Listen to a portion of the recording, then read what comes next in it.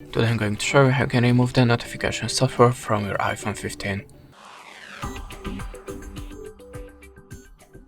So if you see something like that in your web browser, just spammy pop-ups when you're trying to visit inside, or you have a spam alerts in the notification bar, that means you have a notification software. And we can try to remove it by two ways: system settings and antivirus app. So now I'm gonna show the first method. On the settings, and swipe down to the apps. Now check all the apps on this list, and if you see something strange, the app that you have not installed by yourself, the app that will not recognize name, just look for it on the home screen, hold the finger, and just remove. Tap on the delete app and just delete again.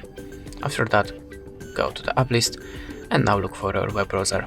If you're using the other web browser than Safari, just reinstall it like before, just delete it from the home screen and install again. But if you're using the Safari, just look for it in the settings and swipe down to the clear history and website data. Now choose the all history and tap on the clear. After that, your web browser should be free from notification software. But if that way doesn't work for you, you can also try to download antivirus app. So go to the App Store and look for the best antivirus app for you. I'm always using Avast, so we can launch it now. If you're using other antivirus app, remember to choose trusted company.